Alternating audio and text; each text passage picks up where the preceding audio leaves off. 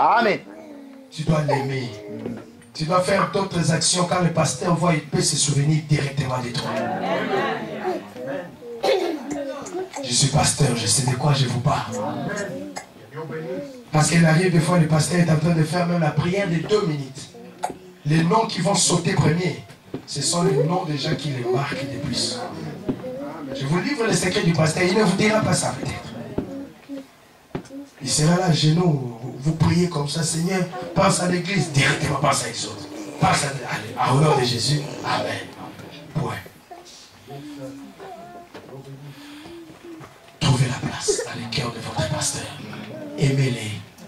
Priez pour lui. Appelez-les. Pasteur, je t'ai appelé pour te dire bonjour. Que Dieu te bénisse, pasteur.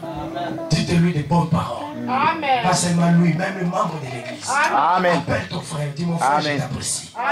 Malgré tes erreurs, je t'apprécie. Tu es vraiment un enfant de Dieu. Je prie pour toi.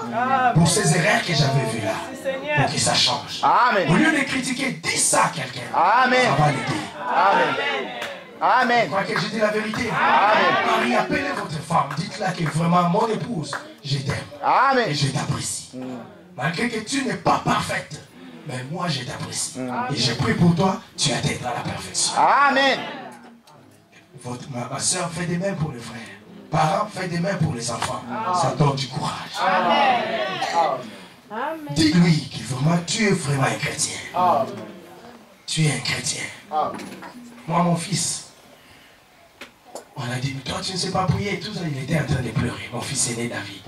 Il pleurait. Il est venu me dire, j'ai vu David qui pleurait. J'ai dit, David, mais qu'est-ce qu'il ne va pas? Il a dit, papa, on a dit que moi, je ne suis pas un chrétien, je ne sais pas comment prier. J'ai dit, d'ailleurs, à partir d'aujourd'hui, tu es le pasteur David. Qu'on ne t'appelle plus David tout court, tu es pasteur. Et tu sais comment prier. Toi, tu pries plus que moi. Il a dit, non, papa. J'ai dit, oui, et tu pries plus que moi. Essaye seulement, tu verras. Il a prié. Tous les démons au nom de Jésus. Seigneur, combat-les. Au nom de Jésus. Seigneur, donne-nous la victoire. Bénis papa, bénis l'église, bénis tout le monde. Au nom de Jésus. Amen. Il dit, voilà un pasteur. C'est la loi de l'identification. Je vous dis la vérité. Quand j'ai appelé la prière à la famille, j'ai dit, aujourd'hui c'est le pasteur David qui prie. Il a prié, même sa maman a dit, il prie bien, j'ai dit, mais bon, loin dans la boule là. C'est la loi de l'identification. Tout à fait. Vous êtes là pour dire que Jean tu es mauvais, Jean tu es mauvais, Jean tu es mauvais, Jean sera mauvais. Tout à fait. Quand vous êtes là pour dire, Jean vraiment il est un chrétien, moi je crois en lui, il est un chrétien. Oh non, Jean il a critiqué la... Non, non, il est un chrétien. Amen. C'était une erreur. Il est un chrétien. Amen. Je connais Jean. Amen. Et tu viens, frère Jean, on m'a appris que tu avais fait ça. Est-ce que c'est vrai? Mon frère, si c'est vrai, non, mais l'homme, le frère, l'homme n'a aucun. Je vous dis la vérité. Le frère dit, ah, il me l'a on pouvait me taper pour toi. J'étais défendu très bien. Donc, ils ne savent pas que c'est moi. Oui, ils ne savent pas que c'est toi. Alors, le frère vient de faire pardon. Tu sais, j'avais commis une erreur. Tu as sauvé ton frère. Je ne sais pas pourquoi je vous parle de ça. Ce n'est pas dans mes prédications. C'est ça. Ce n'est pas. C'est les choses qui m'arrivent. Je vous dis la vérité, seulement la vérité. Dites des bonnes paroles à un enfant de Dieu. Vous appelez un enfant de Dieu, vous lui dites vraiment, mon frère, moi je t'aime beaucoup. Tu es un bon chrétien là, je t'aime. Tu es vraiment un chrétien. Mais voilà mon frère, on m'a dit, ou j'ai vu, pas les on m'a dit, parce que les on m'a là, ça a beaucoup de problèmes. Il faut que tes yeux voient. J'avais vu, et ce que tu avais fait là, je t'avais vu avec une fille là, elle n'était pas ta femme. Est-ce que tu peux arranger ça? Le frère sera touché d'abord parce que tu lui avais dit qu'il était un chrétien. Alors il va changer sa vie. Mais quand vous le voyez seulement, yeah, yo peut-être au côté de la naïveté. Toi vraiment la porte de l'enfer t'attend. Tu l'as déjà découragé. Tout à fait.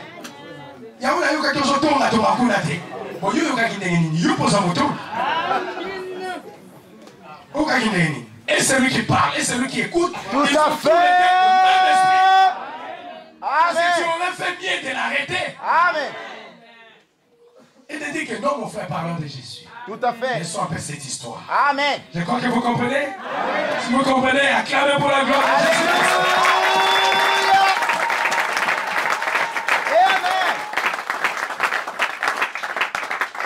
Amen. Alors, frère Madame dit ceci, que Dieu nous a donné une promesse. Il avait dit qu'il va restaurer. Au paragraphe 175, il a dit, le message de l'évangéliste du temps de la fin est tiré de Malachie 4. Dans l'évangélisation du temps de la fin, ce n'est pas une autre écriture. C'est dans Malachie 4. Amen. C'est dans William Marion Branham. C'est ça l'évangélisation au temps de la fin. Amen. Et le prophète a dit, c'est une restauration. Amen. Alléluia. Le message de William Marion Branham, c'est une restauration. Le message et le messager, tous les deux, devront être un rétablissement de la foi. Vous dites amen à ça? Amen. Et le message et son messager, ils sont tous une même personne. Une personne. Pour rétablir la foi. Est-ce que vous êtes avec moi? Amen. La Bible dit, Jude a dit, dans le livre de Jude, juste à peu près 30 ans après la crucifixion, il a dit, frère, je désire vivement vous écrire au sujet de notre foi commune, afin de vous exhorter à combattre pour la foi qui nous a été transmise au sein d'une fois pour toutes. Est-ce que vous êtes avec moi? Amen. Et le prophète demande, qu'est-ce que c'est que cela veut dire? C'est un message qui sort. Un message et un messager des derniers jours. Non pas pour amener à un credo. Non, non, non, non. Non pas pour vous donner des explications. Non, non. Oh non, Branham a fait ça. Non, c'est pas ça. Mais pour les arracher vigoureusement à ces credos. Amen. Et les ramener à la foi originale. Amen. Le Père apostolique. Le Père de la Pentecôte. Amen. Ce n'est pas pour que nous puissions avoir des doctrines. Pour nous arracher dans cela. Amen. Nous ramener à la foi. Lève-toi, prends ton lit Et marche. Amen. C'est ça cette foi-là. C'est ça le but de ce message. C'est là où l'Église doit se trouver dans les derniers jours. Pas le Père de la loi mosaïque, mais le Père de la Pentecôte. Amen. Pas le Père de la loi. Non, mais le Père de la Pentecôte. Le Père de la Pentecôte, ils avaient et la mécanique. Et la dynamique. Et la dynamique. Ils marchaient avec ça. Par exemple, au paragraphe 182, au paragraphe 51, il a dit ceci. Quand Jésus a dit, allez prêcher l'évangile, il n'a jamais dit, allez enseigner la parole. Non, démontrer. Non. Il a dit, prêchez l'évangile. Et l'évangile n'a pas été prêché en parole seulement. Non, non, non. Mais avec la manifestation de la parole. Car la seule façon dont cela pouvait être fait, c'était en faisant que sa promesse s'accomplisse. Amen. Quelle est sa promesse? Vous serez la tête, et non la queue. Amen. Cela s'accomplit. Quelle est sa promesse? Vous imposerez les mains malades. Les guéris. malades seront guéris. C'est ça ce qui prouve la parole. Si ces choses-là ne sont pas là, la parole est nulle. Tout à fait. Parce que Jésus lui-même, il marchait. Il pouvait dire, Talita, coumi. Jeune fille, lève-toi. Toi. Amen. Lazare, sors. Là-bas, oh, le Père, il a multiplié. Oh, l'eau est comme il fait. C'était ça, ce que Jésus faisait. Et nous, des messiètes, là, nous devons en avoir. Nous devons en avoir. Ce n'est pas seulement pasteur, c'est tout le monde. La Bible dit, c'est lui qui croit. C'est lui qui croit. C'est tout le monde. On n'a pas précisé que c'est seulement Matou qui croit. Qui vous a dit ça? Dieu ne croit. Oh. Croire ça là, oh. Amen. Je vous dis la vérité. Peut-être que votre frère est en train de rêver. Vous prenez les devants. Vous arrivez devant une situation. Ne dormez pas. Écoutez-moi aujourd'hui. Vous ne m'écouterez plus aujourd'hui. Je partirai pour moi. Donnez-moi la chance de m'écouter. Amen. Ne dormez pas. Vous êtes devant une situation, prononcez la parole. Amen. Amen. Vous Amen. avez tellement mangé la nourriture, Amen. tellement mangé la parole, tellement mangé. Laissez que cela sorte aussi. Amen. Utilisez cela. Amen. Sinon, vous serez devenus des obèses. Tout à fait. Vous n'arrivez plus à marcher. Trop de citations dans la tête. Trop d'explications dans la tête. Pierre n'avait pas ça. Pierre avait dit, il avait un Dieu de Ticodac. Correct. Papa. Ah, c'est ce que Pierre avait. C'est ce que Paul avait. Et ce que Branham avait. Vous savez que Branham avait ça. Allez-y lire la biographie, vous allez voir. Hein? Branham, Dieu l'a fait des choses. Branham dit, dans ce cas ici, Dieu. Donc n'importe qui peut lire cela. Par exemple, William Jennings Bryan, lorsqu'il débattait alors avec Darrell au sujet des doctrines de Darwin, voyez-vous, il pouvait seulement dire que c'est Darwin avait dit et William Bryan pouvait dire ce que la Bible avait dit. C'était le débat. Mais dans ces cas-ci, Dieu vient parmi les gens et prouve que sa parole est rendue manifeste. Amen. Et la seule façon de faire cela, ce n'est pas par un tract, Tout à fait. mais par le Saint-Esprit agissant à travers vous. Amen. Votre vie devient sa vie. Amen. Et il devient, il est en vous. Amen. C'est alors qu'il fera ces choses. Vous avez besoin de ça. On n'a pas besoin de discours, non. On n'a pas besoin des histoires, oh non, non. On a dit, ce n'est plus ce temps-là. Dans ce temps où nous sommes, c'est le temps où vous devez maintenant parler. Et la chose doit arriver.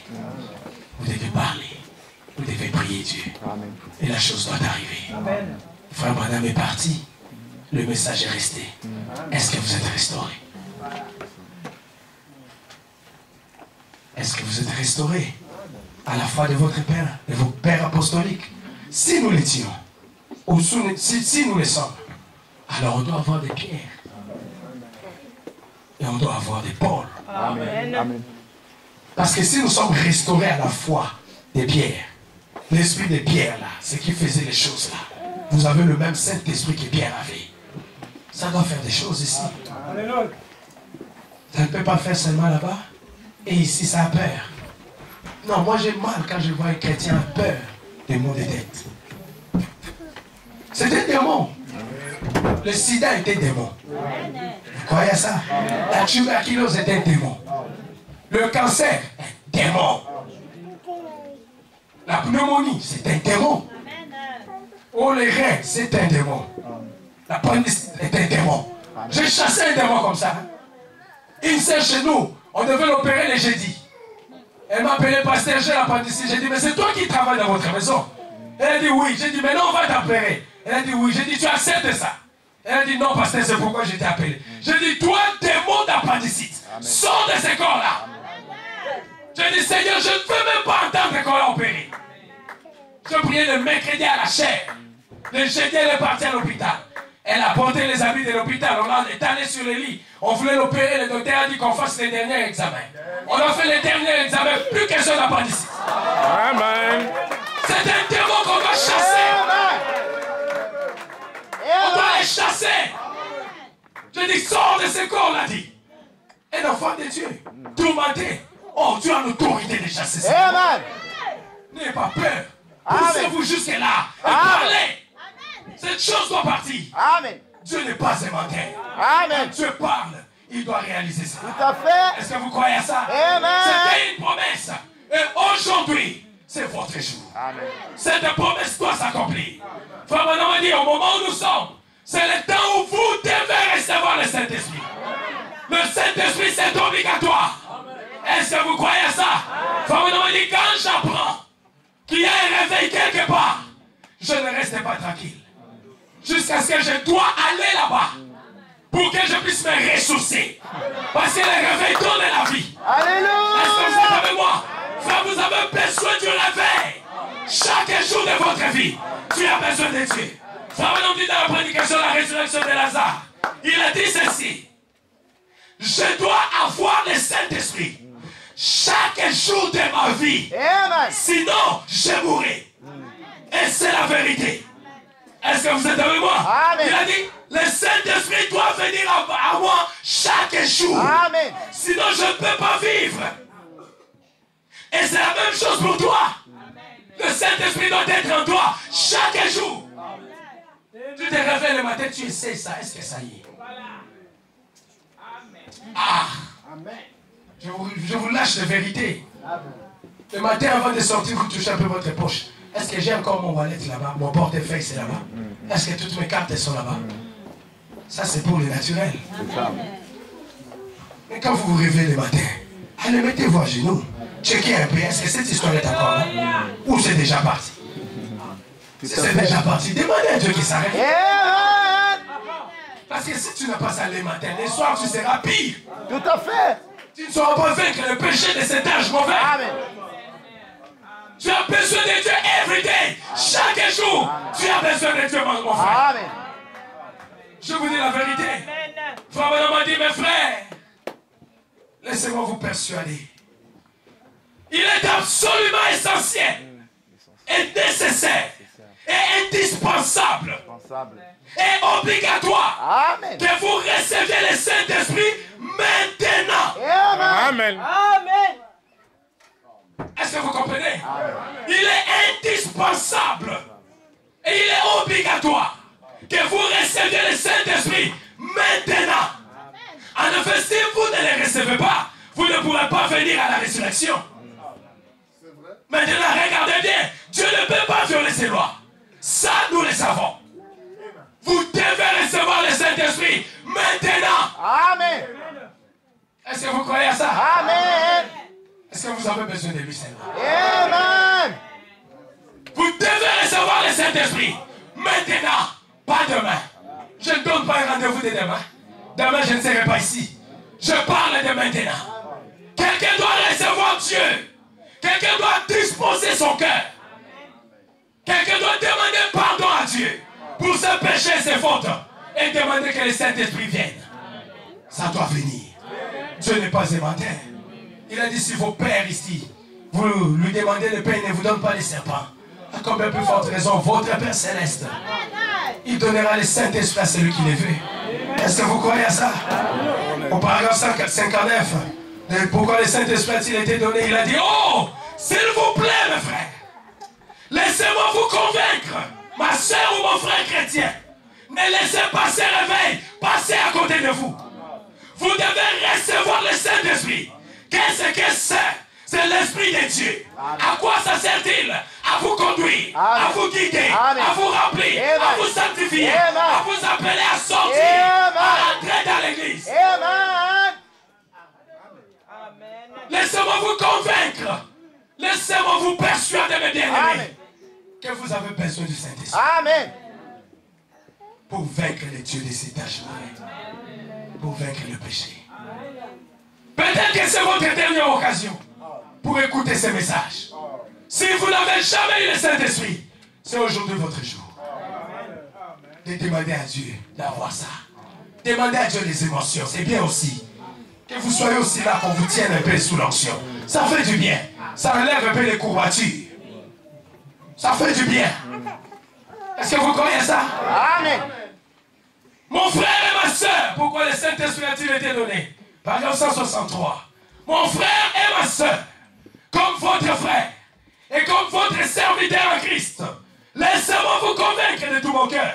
Ne laissez surtout pas ceci passer dessus votre tête, ou à côté de vous, ou en dessous de vous. Recevez-les dans votre cœur, Amen. et vous serez une personne heureuse de la terre.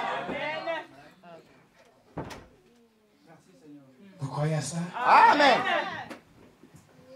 Où est le Dieu des Branham? Où est le Dieu d'Élie?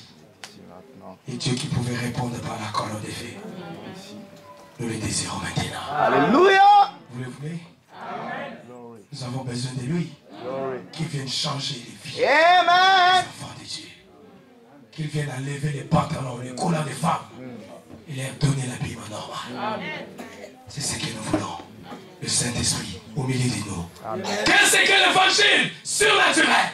C'est que le malade doit être guéri. Amen. Les boiteux doivent marcher. Amen. Les aveugles doivent voir. Amen. Et les gens doivent recevoir Dieu dans la cœur. Amen. C'est ça l'évangile de ce matin. Est-ce que vous avez déjà reçu Christ? Depuis que vous avez cru. Si vous ne l'avez pas reçu, c'est votre jour. N'endurcissez pas votre cœur. Mon frère ou ma soeur, vous qui avez écouté ces messages, revenez à Jésus. L'évangélisation au temps de la fin, c'est que Dieu doit devenir chair. Amen. Il doit se faire chair en vous. Amen. Et il doit vivre sa vie en vous. Vous êtes un instrument de Dieu. Dieu a besoin de vous utiliser. Mais avant de le faire, vous devez recevoir Christ. Vous devez recevoir le Saint-Esprit. Ce n'est pas un mythe. C'est juste une réalité. C'est vrai ce que je vous dis. Vous êtes avec moi? Ce que je dis, je pense que c'est Dieu qui a voulu que je vous dise. Je suis arrivé à la fin. Frère, madame, dit ceci. Vous allez dire que, oh frère, pasteur, mais il parle comme ça, mais nous, tu avais déjà prié pour nous, on avait déjà reçu le Saint-Esprit. Oui, je n'en disconviens pas. Mais le prophète dit, vos expériences que vous avez eues là, ont des asticots. Ça c'est dur, hein? La résurrection de Lazare par l'âge 67. C'est ça le problème avec tous les pentecôtistes. Ils veulent garder, oh, j'avais eu cette expérience il y a 20 ans passé. Frère, cette expérience-là a des asticots aujourd'hui. Qu'en est-il de maintenant? Vous dites que quand j'avais reçu le Saint-Esprit, j'avais la joie, j'avais la paix, j'avais le bonheur. Mais qu'en est-il de maintenant? L'expérience que tu avais là, c'est déjà passé. Qu'en est-il d'avoir une nouvelle aujourd'hui? Chaque jour, le peuple d'Israël, ils avaient la manne. Ils recevaient la manne. Chaque jour. La manne qui représente le Saint-Esprit. Chaque jour, tu dois recevoir Dieu. Amen. Il a dit la manne, c'est un type parfait du Saint-Esprit, venant de Dieu. Ce qui soutient, ce qui a soutenu le peuple d'Israël dans le désert, c'est l'Esprit qui nous soutient aujourd'hui dans notre voyage que nous avons effectué. Parce que nous sommes dans le chemin pour aller vers la terre promise. Est-ce que vous croyez à ça? Je veux que quelqu'un aujourd'hui puisse accepter Jésus.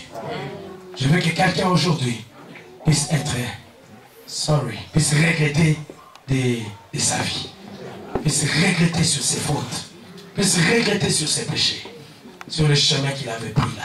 Ce n'était pas bien. Revenez à Christ. Je n'ai pas parlé pour t'enfoncer dans le péché, pour t'enfoncer dans les trous. Non, j'ai parlé pour te faire sortir de là. Dieu m'a envoyé ici en Belgique. Peut-être que ce n'est pas pour tout le monde. Peut-être que c'est juste pour toi. Alors revenez à Christ, c'est le moment. Est-ce que vous croyez à ça? Moi je crois que Dieu est capable aujourd'hui de faire quelque chose. Si vous le croyez, dites Amen. Amen. Le prophète dit ceci. Oh, quel temps merveilleux ce serait si une effusion du Saint-Esprit descendait parmi nous cet après-midi. Amen. Après que nous avons entendu ces messages Amen. qui ont été apportés il y a un moment. Combien ça sera une bénédiction. Si vous pouvez abandonner un peu tout ce que vous avez comme pensée. Sentir un peu la fraîcheur du ciel là. Sentir un peu la fraîcheur du ciel. Sentir un peu l'onction de Dieu sur toi. Ça va arranger tous tes problèmes. Amen. Vous êtes avec moi? Frère Branham m'a dit, c'est ce que nous voulons. Nous voulons ça. Nous voulons que le Saint-Esprit vienne sur nous. Oh, quel temps ce serait. Mes frères et sœurs, ce que je vais dire aujourd'hui, c'est que nous avons besoin d'une nouvelle consécration. Nous avons besoin d'une autre effusion. Et quel merveilleux temps ce serait cet après-midi.